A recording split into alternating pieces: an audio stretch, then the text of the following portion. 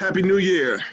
It's Kenneth L. Johnson, your host for the 2020 Urban League Jobs Network Urban League Job Network Digital Career Success Series. Really excited to be here as your host, just for all the obvious reasons. Just to tell you a little bit about myself before we get started, I'll be the host for a great 2020 series for the Digital Career Success Series. And with that being said, I believe I'm a great host for a lot of different reasons. I'm currently president of East Coast Executives, a diversity recruitment firm based out of Harlem, New York. I also host the Career Seekers Show on WPPM 106.5 in Philadelphia. I'm a Forbes career coach, Google Learning Center facilitator, and most importantly, I'm here today to introduce you to Melanie Denny. We're going to cover resume and cover letter strategies for 2020 and beyond. Melanie L. Denny is an award-winning resume expert, nationally certified LinkedIn strategist, president of Resume Evolution. Since 2009, she has written thousands of resumes for diverse industries at all levels. As an author, speaker, and trusted resource for all things job search. You got to love that, right? Clients seek out her services to differentiate themselves in today's highly competitive job market, and that's why you're here today. You're here to learn from Miss Melanie Denny. Melanie, we're happy to have you with us. Tell them about yourself. Hello, thank you so much, Ken, for that introduction. I really appreciate it. I'm super excited to be here today, especially as your first guest. That's yes. No pressure, right? So excited to have you. Thank you. I definitely help, brilliant professionals who are just ready to level up and really ready to show their value, right? Because that's what it's all about. The strategies that I use, typically I'm able to position my clients for pay raises anywhere from $15,000 to $50,000 salary increases in their next role. Okay. And so I've done a lot in terms of the industry. I've been doing this since 2009, as you mentioned, and now I launched Mel the Mentor, which is my mentoring program for new resume writers coming up. Excellent. I currently serve on the board for the National Resume Writers Association. I presented at industry conferences. My work's been featured in multiple books. I've been quoted in multiple media outlets, including Fast Company, Business Insider, Glassdoor. And so I'm really here to serve my mission and purpose, which is to help people see themselves as more. Just being familiar with your work from the LinkedIn platform and some of the other social media platforms that you're active on, I've just always admired the way you approach resume and cover letter strategies. So I'm excited to see what you have here for the audience today. So let's get started. All right, let's do it. Okay, so I'm just gonna dive right in. Uh-oh, do I have access to flip the slides here? Okay. I believe so. My controls are gone. There we go. Let's see. Oh, there they are. All right, we're back. Okay. Oh, no, we're not. Technology is always reliable. We have the team working on it to assist as well. No. So we're going to take it. Uh-oh.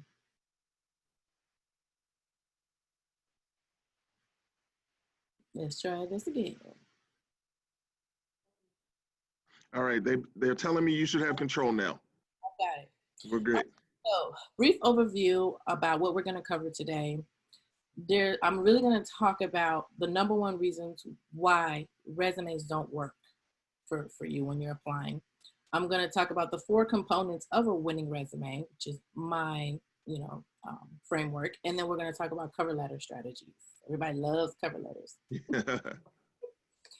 Okay, so why does your resume not work, right? So you have this resume, you want this job, you found it online, you apply, and you hear crickets, or you get that instant rejection email. It's not working because you don't understand what goes on after you hit apply. And you're not sure how to make sure your resume fits the needs of the different audiences that it hits. So even if you don't apply online and you send your resume straight to a real person, which is what I always recommend, that would be maybe the hiring manager or the actual recruiter, the decision makers. There's still certain things that they're looking for that you probably don't have in your resume. So I'm going to go through the 3 audiences that your resume would typically touch if you go through the traditional kind of modern job search where you're applying online. The first is not even a person. It's a machine. It's a system. It's the ATS, which stands for Applicant Tracking System. And what this is a system that companies put in place so that they're able to easily weed through candidates because they get hundreds, if not thousands, of applications. And so let's talk about the ATS for a second. 98.2% of Fortune 500 companies are using the applicant tracking software. Okay, so when you go to their website and you want to apply, there's a system that is being used to house your resume, to rank you, and to make sure that whatever parameters are set, that you match up. And we'll talk about that. 75% of large companies are using applicant tracking systems, right? And then on the small business scale, about 30 or so, 35% are using, and that number is growing. And so eventually everyone's going to be using these systems. A lot of the jobs that you see online, there's probably some system behind it. And so it's not working, for one, because you're not creating a resume for the system. Because look at this stat. 70% of those resumes that go through the system never even reach a real person. 70%. 70% seems like a really high number. Is that because the system is weeding them out? Exactly why. Okay. Well, think about it. The recruiter or the person trying to fill the role, do they really have time to look at hundreds of thousands of resumes, right? So they put this system in place to really eliminate all the noise and all the candidates that just simply, don't fit whatever parameters they set up. Sure. So easier job to see, okay, I have the top 20, 25 candidates, and that's much more manageable, right? And there's many, many reasons why your resume could get spit out. Not enough time to cover all of those reasons. I'll give you a few. Here's the other thing I wanted to point out. When I mentioned almost 98% of Fortune 500 companies use ATS, these are the top 6 that are being used. I guarantee you, no one probably on this call knows and understands how Talio works, right? It's a system, but you don't know how it works. So how can you possibly give it what it needs? So I say that to say, these are not things that are outside of our reach. We can actually go and look at some of these. There's articles, tons of different videos on YouTube even that talks about each of these and what they're looking for and how they're built. So you have a better understanding of what you're dealing with, what you're up against. Okay, so that's that. Now, here's what I want to tell you about ATS. Like I said, this could be a whole presentation on its own, but these are the main points I want you to understand.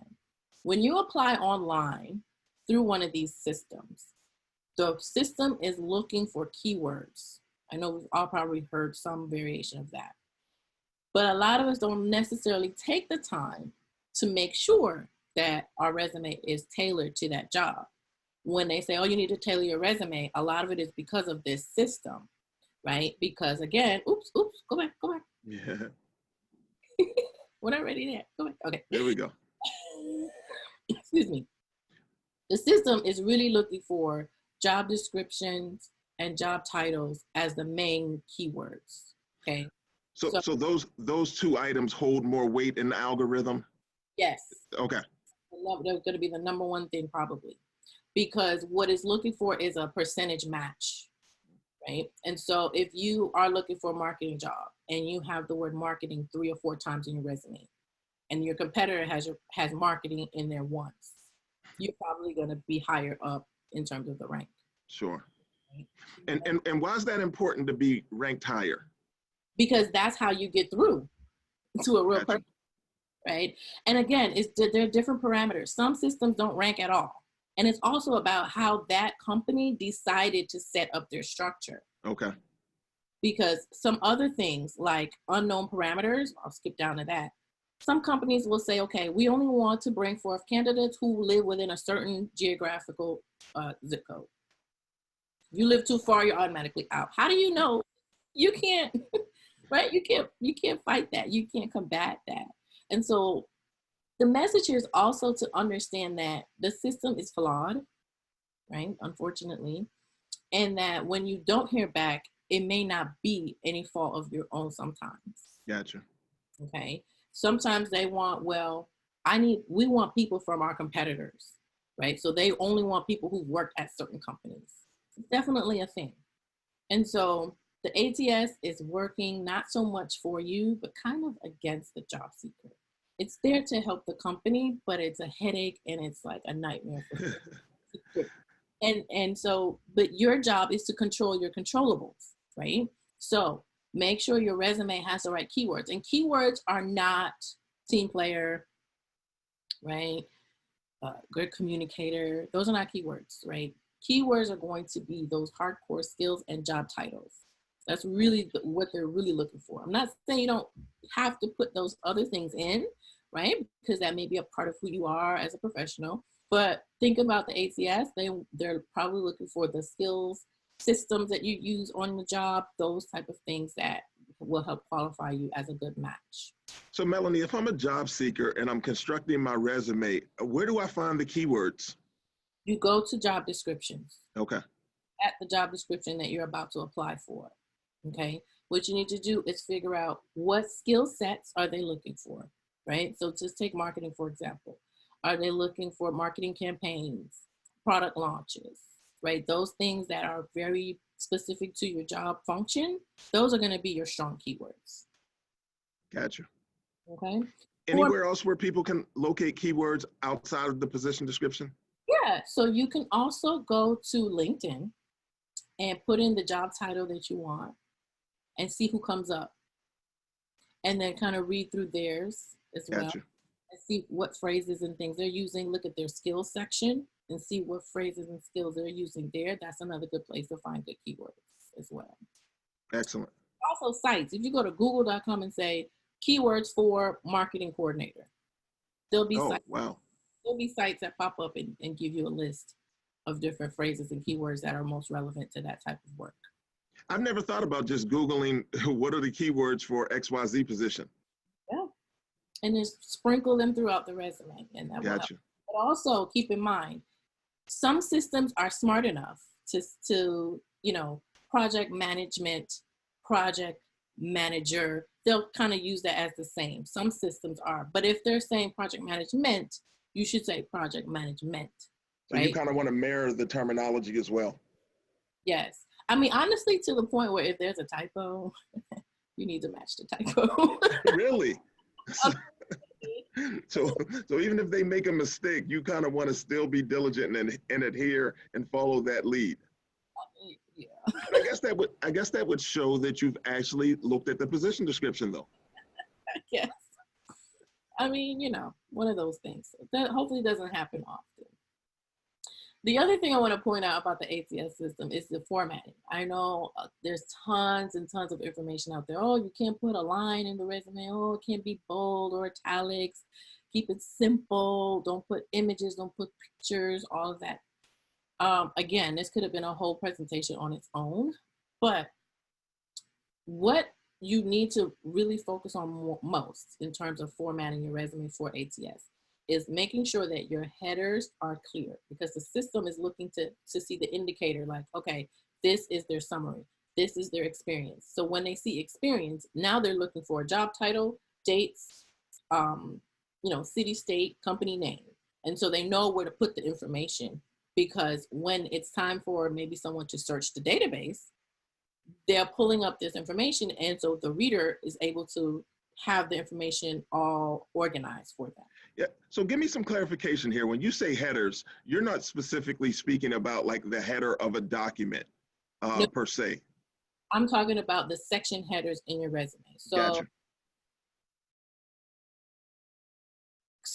Gotcha. Summary. and then maybe experience, education, certificates. That's what I mean by headers, so that the system knows where to put that information. Right. Very important thing too is when you use columns, sometimes people have the right-hand column. I've seen that.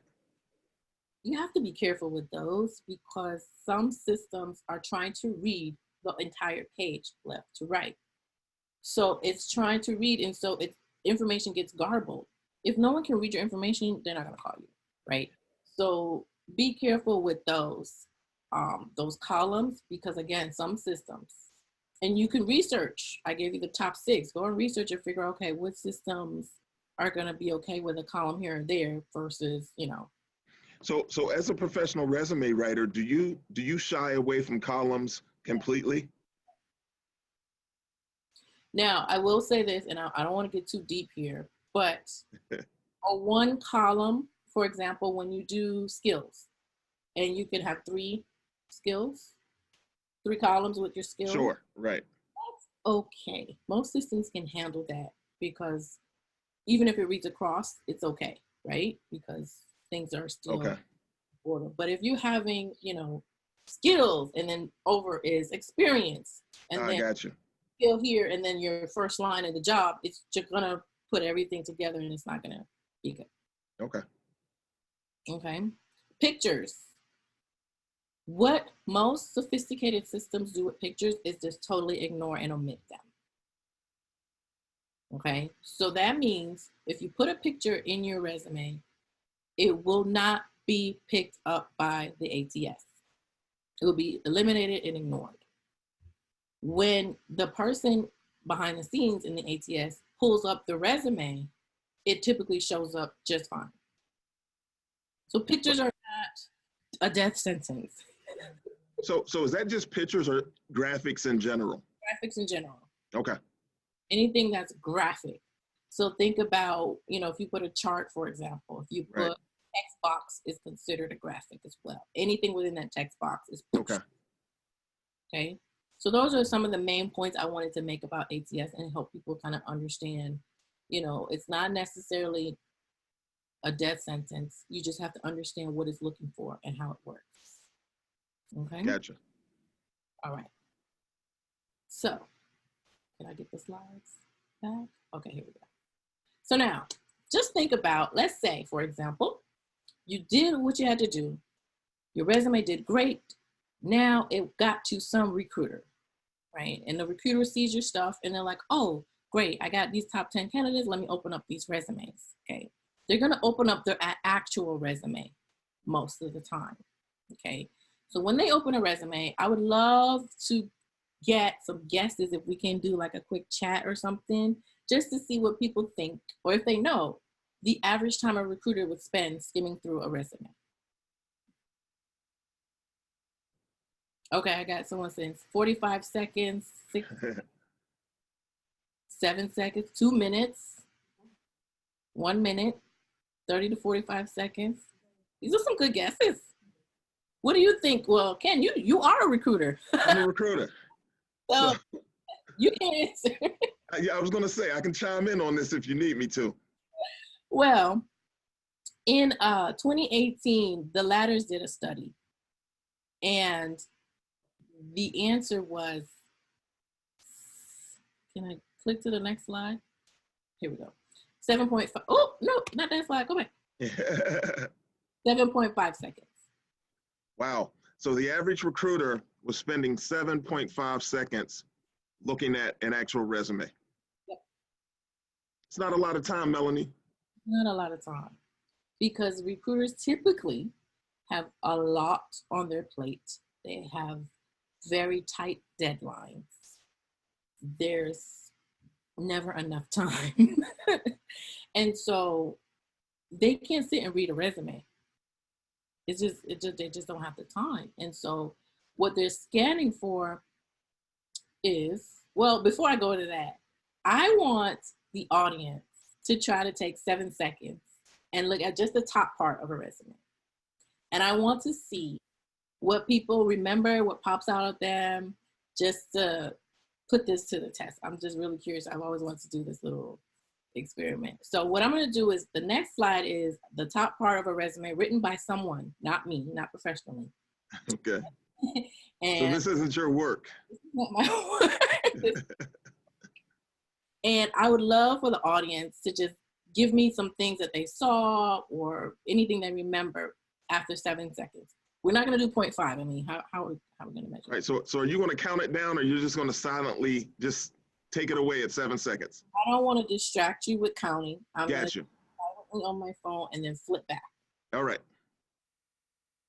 And wait, okay, go.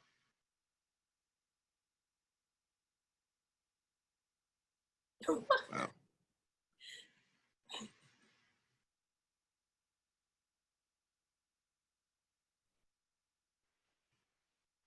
Okay, go.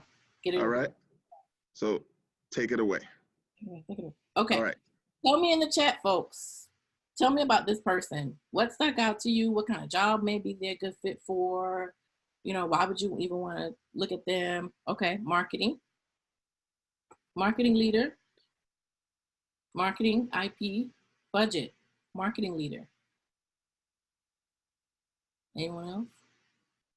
That's marketing. Okay.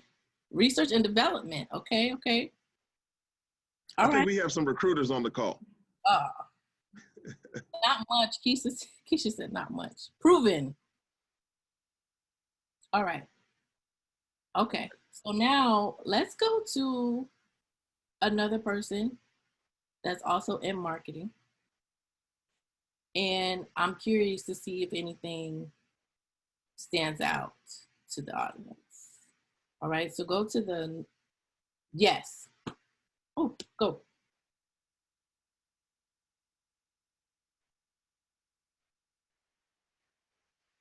Okay, done. Out. All right, now, tell me now, did anything different stand out? What do you remember? I love the sought out, what's up with the logos, VP management, digital strategist.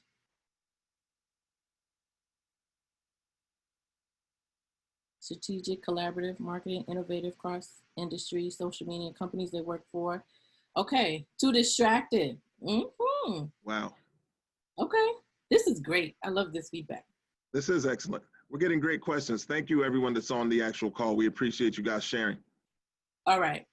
So out of the two, the first one, the second one, which one would you be more inclined to kind of like keep reading and maybe scroll? You know, I actually like the second one, but I do think it was a little distracting as well. So I can't wait to hear your feedback. Hold on, that wasn't the resume you did, was it? What? Is that one of yours? The logos just seemed like a lot to me. I want to hear more about that. Okay. Lots of phrases, too busy, second. Okay, well, the vast majority would be more interesting. So someone say, busy, but grab my attention more. Sure. Someone didn't even notice the logos. Wow. So here's the thing. I put the logos, and that was a little crammed. I will agree with you guys. The logos, she's in marketing, right? And so right, okay. Are the national brands that she has worked with. So instead of having to read Procter & Gamble, General Mills, Coca-Cola, the logos are there. So it's much easier to recognize, oh, wow, she's worked for some big brands. Oops. So that's why I opted to put the logos there instead of listing out the names. So I have a question for you. Yes. Will the logos cause this to be kicked out of the ATS? The logos will disappear. Okay. How's that? Oh, really? An image. I love it. Depending on the system. Nothing I'm saying about ATS is absolute. Each system has different levels of sophistication and different parameters and different ways that it works. The more modern ones will just eliminate and delete the images, which are these logos. But when the person actually opens it, they will see the logo. Okay. Okay.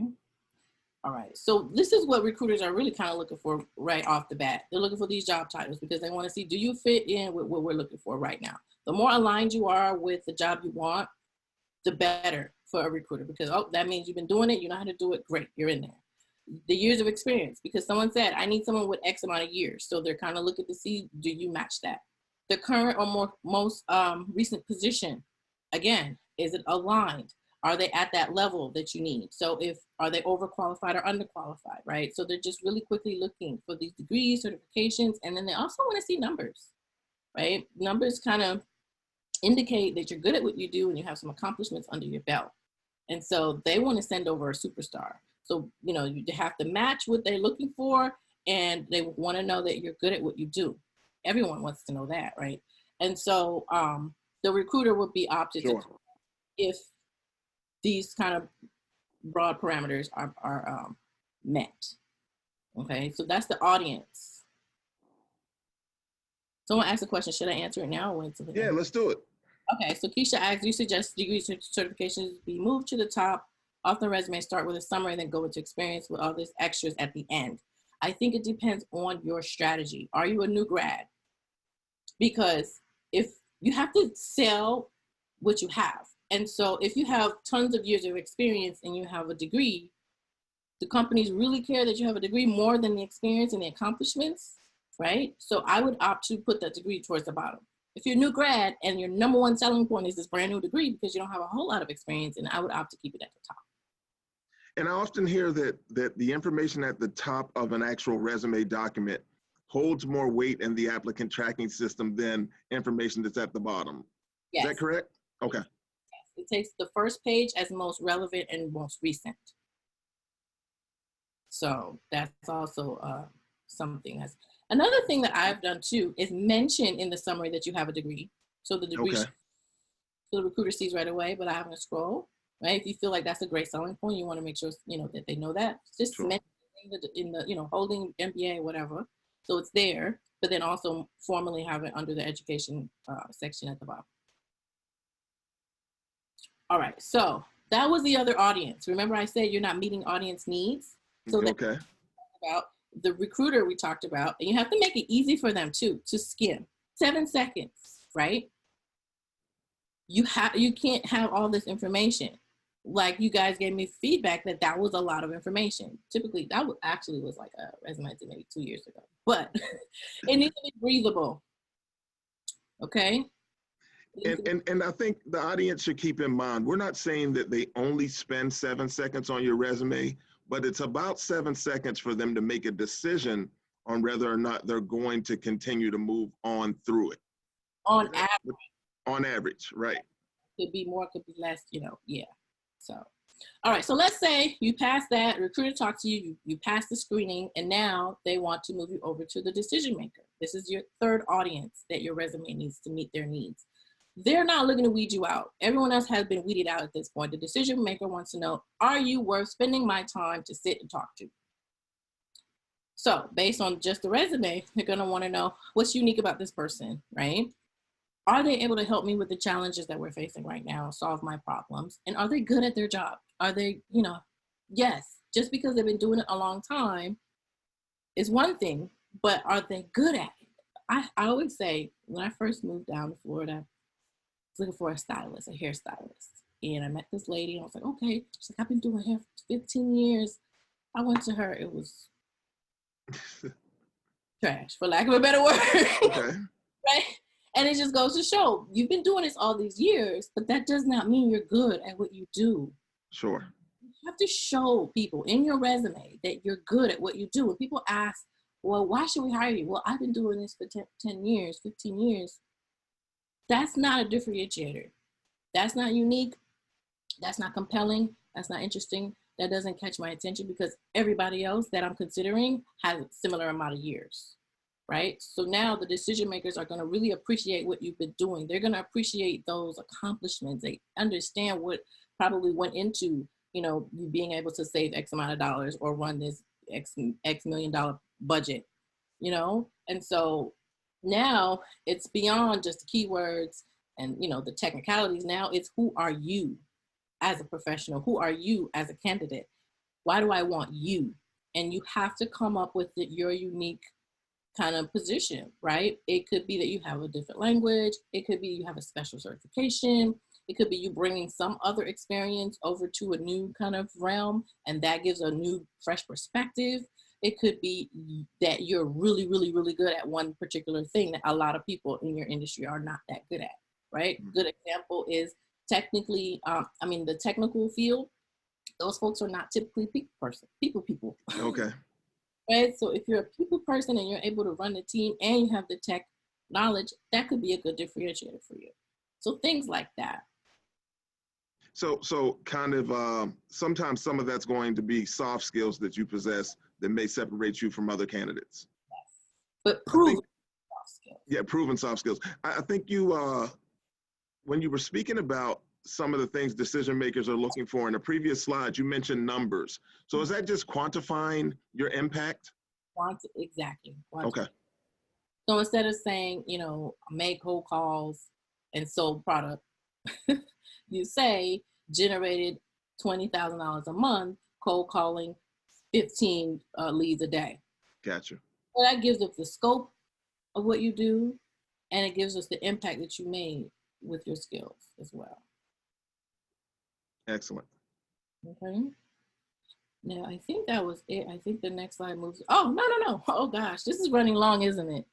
No, we're good. We're good. Okay. So I touched on a lot of this, but I just want to share kind of my system for resume writing. I call it my live resume system, and it is an acronym. And we'll go through each letter, and I'll give you some, tips and pointers, and a lot again we already touched on, but I'll recap. But the goal here, and what I aim to do for all of my clients, is to capture these recruiters' attention so they can land more interviews and position my clients for these pay raises. Okay. So showcasing that value. Do we have questions before I go through this, or should I keep going? You know what? I'm trying to get some clarification on one of the questions that came through. So let me see if I can reach back out to him while you're moving forward in the presentation. All right. So live. L, look good.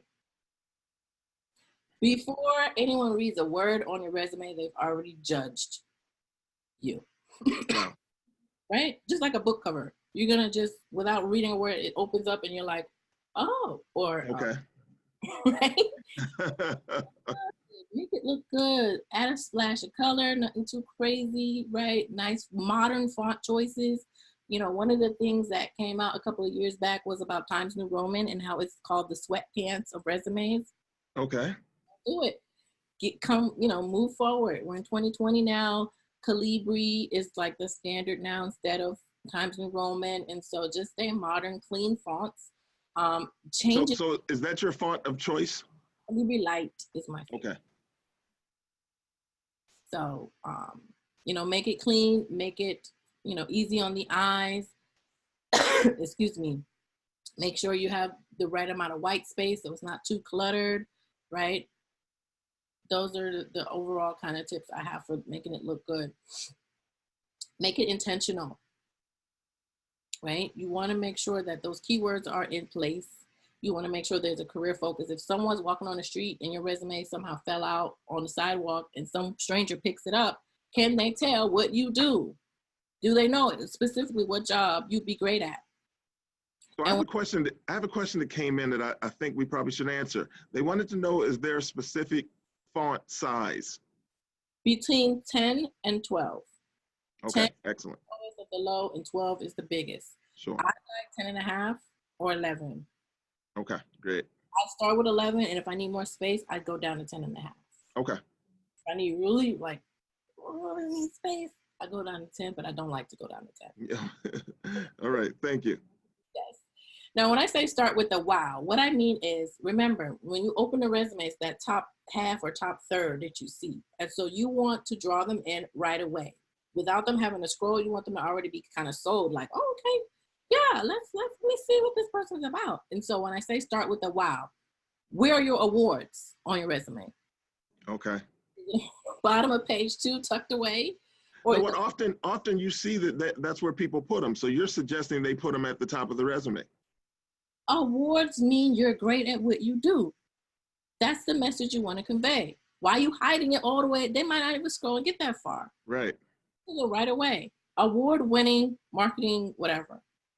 I just like marketing as an example. Award-winning resume writer. That's me.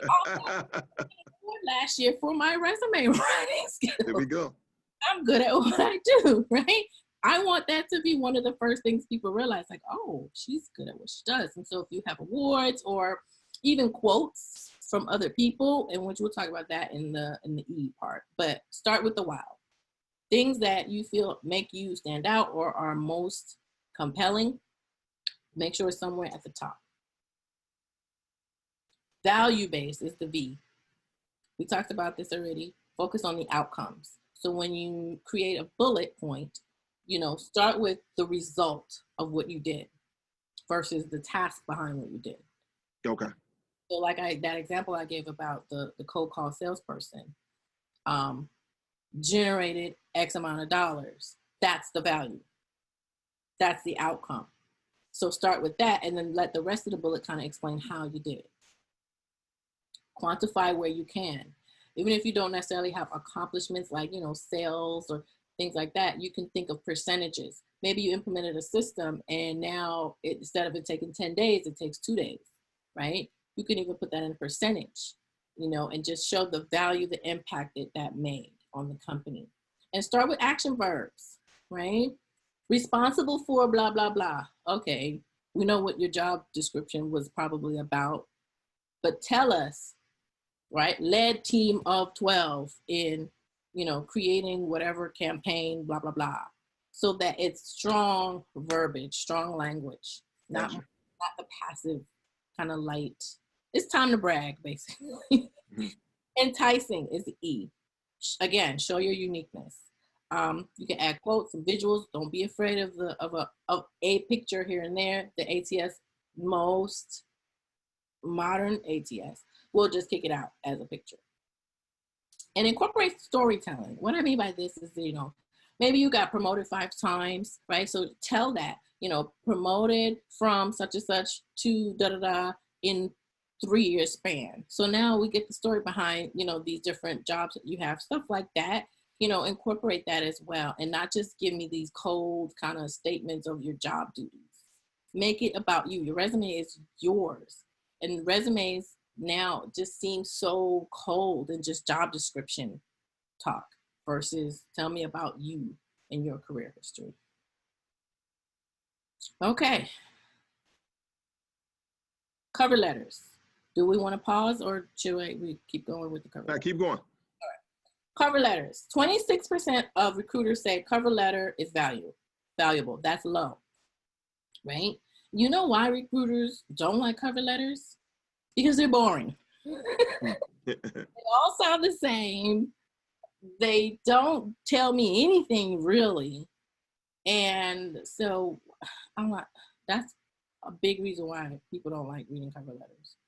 I get you. Hey, you know what, Melanie? I just want to tell the audience, keep the questions coming. We're going to go into Q&A towards the end. So we will get to your questions. We'll try to get to as many as possible. Awesome. But here's the thing, 26% say that it's valuable, which is low, but 45% will reject an application if it doesn't have one. Okay. So that tells me we need one. Sure. Because we don't know who's on the other side, right? So just to cover our bases, you definitely need to submit a cover letter. But don't submit these boring cover letters that start off, I'm submitting my resume in regards to XYZ position as posted on Indeed, my qualification, blah, blah, blah, right? Give me something more.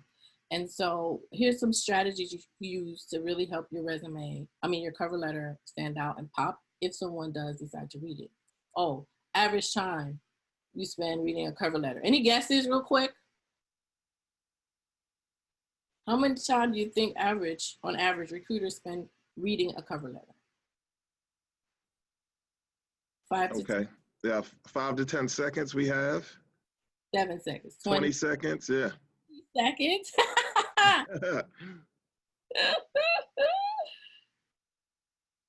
It's 8 seconds.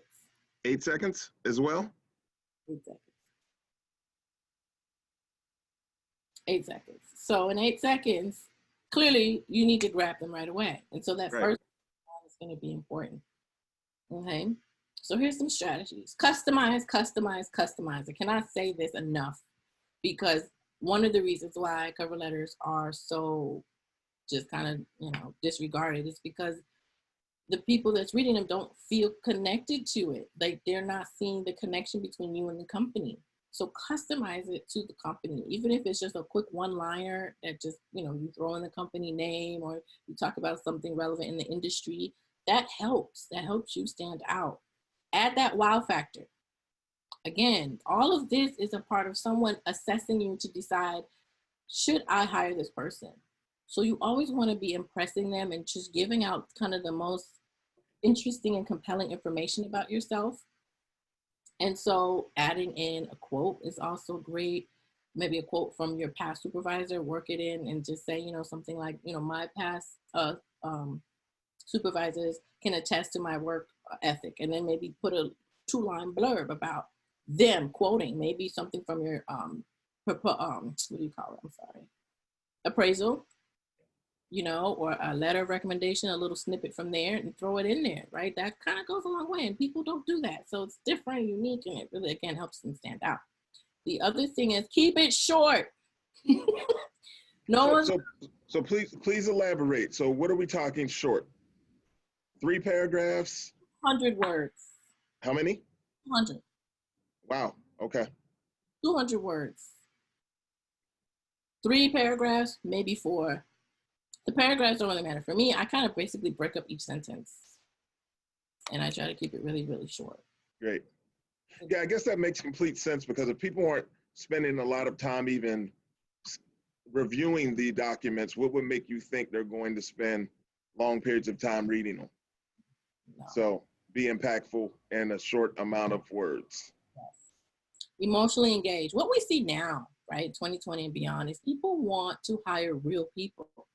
We're starting to see a lot of the social recruiting going on, the LinkedIn stuff. And so in your cover letter, don't be afraid to emotionally engage, meaning tell a little story maybe about your connection with the brand that you're applying for and things like that. That also goes a long way. Use strong language. We talked about this before in the resume, managed, led, supervised, orchestrated, strong verbiage like that. And then align your skills and your achievements with the company and the actual position, so it's relevant to them. If you talk about your degree, is a degree something that they hold high? There was another stat that said, I forget the number, but most people, recruiters and stuff, hiring managers, they don't want to hear about your degree in your cover letter. So make it about your skills and achievements. This is a cover letter I wrote. This is 199 words. Okay. It kind of starts with them, right? Making it about the company. This company is growing and it's facing some challenges, and my priority will be to source. It was a sourcing position, to protect the bottom line without sacrificing quality. That's value, right? And then goes into, some of the achievements, negotiating 9-figure savings, accomplishment that got her an award. One of my favorite things. Anyway, this is just a quick example of something that's doesn't sound like your traditional boring cover letter, and it's not too long. All right, so that's it. Excellent. I'm done. Man, you gave us so much information.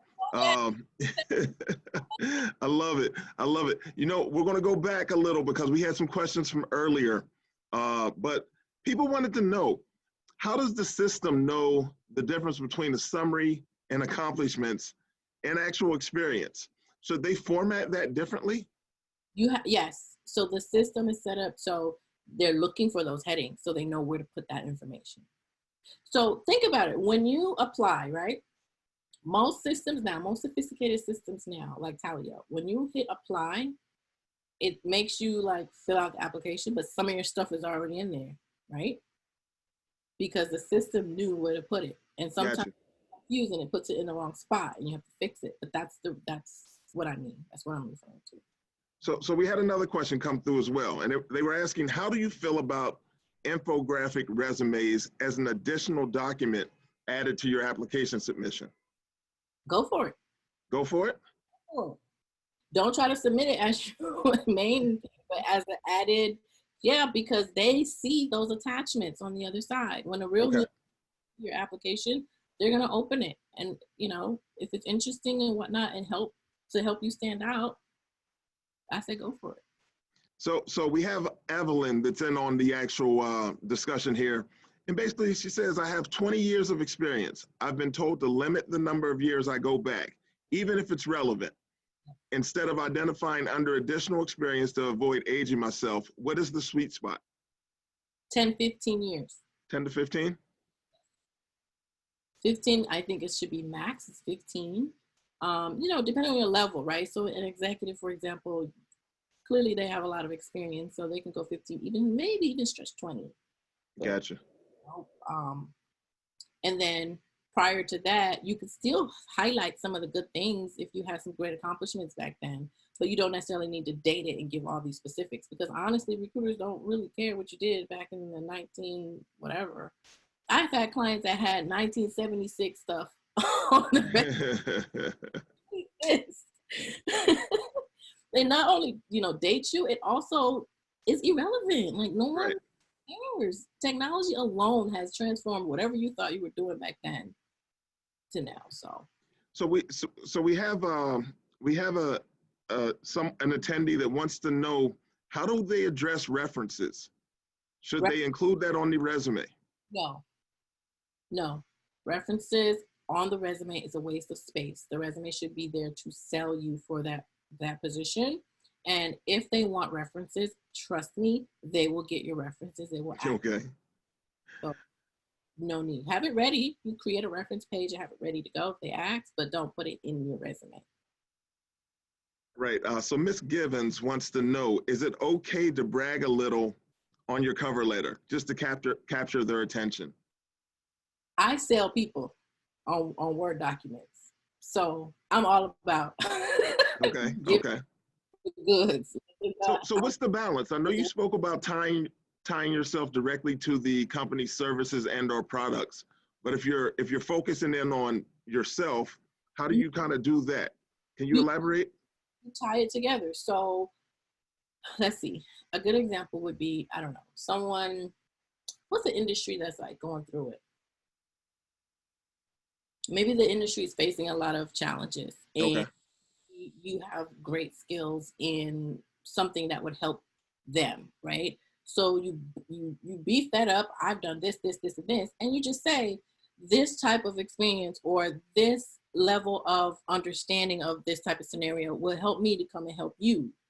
You know, just say it. Just make the connection. Okay. Ms. Watkins wants you to explain the context between responsibilities and achievements. How do you find the balance? Yes. Okay. So we didn't go into that, but when you structure your resume, you want maybe 3 to 5 lines, all scope. That's going to be your tasks, your responsibilities, why they hired you, the problems you're looking to solve, that thing. And make sure you put, you know, try to give us the scope in terms of numbers there as well. Under there, those should be bullets. Okay.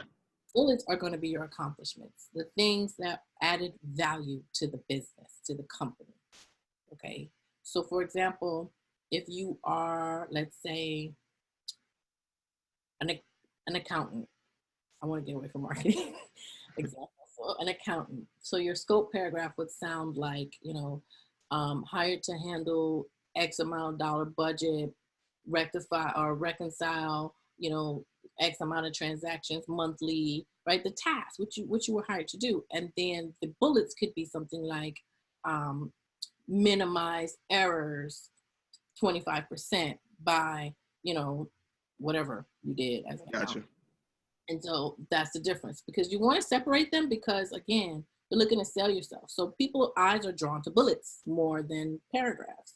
So the bullets are starting off with strong things like save money, you know, incorporated this, implemented that, you know, started this, reduced that.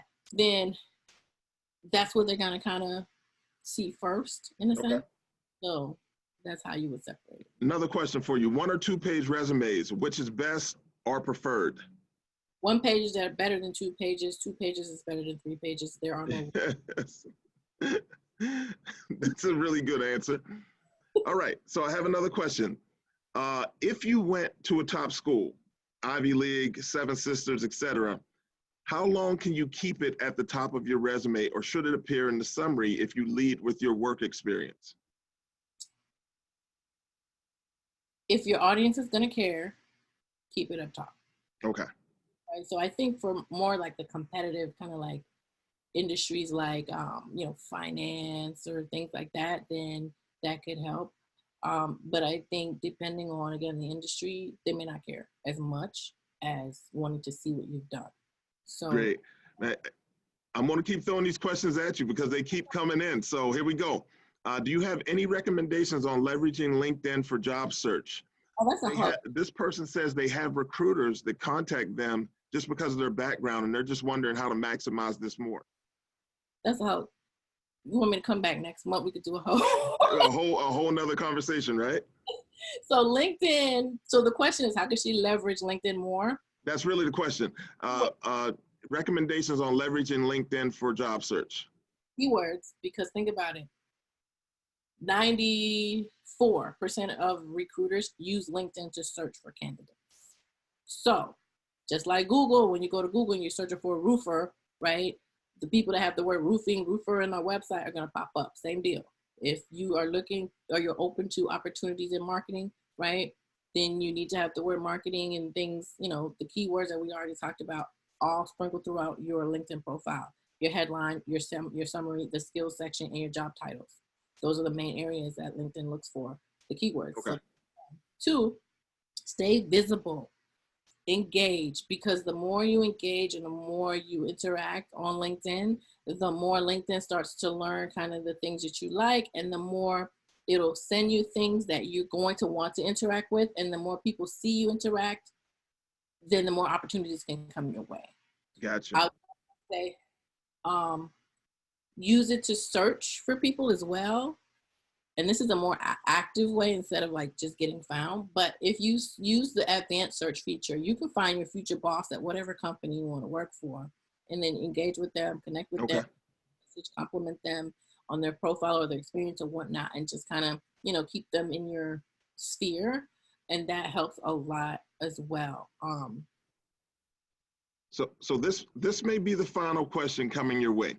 When larger companies want you to fill out your job experience in the actual ATS system, do we have to put everything that is on our resume? Why would you not want to put something that's on your resume? Because why is it on your resume if you feel like you don't want to put it on the application? Makes sense. Say yes, put everything that's on the resume. Man, this has been incredible. You've provided a ton of information to our attendees. It's been great. This Q&A has been amazing. I want you to share with the attendees how they can stay connected to Melanie Denny. Yes, absolutely. Find me on LinkedIn. That's first and foremost. I share tips on job searching, resumes, interviewing, the whole 9 there. And then, excuse me, I also have resume writing services. Feel free to peruse my website, set up a consultation. It's resume-evolution.com. My email address is there as well. It's melanie@resume-evolution.com. And you can reach out to me there and ask me any questions you may have as well. And yeah, I'm always looking to connect with job seekers. So.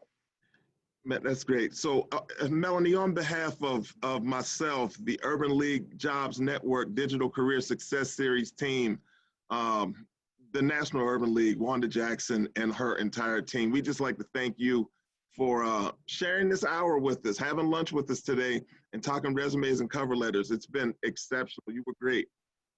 Thank you so much for having me. I had a blast. If you can't tell, this is what I love to do. I love it. I love it.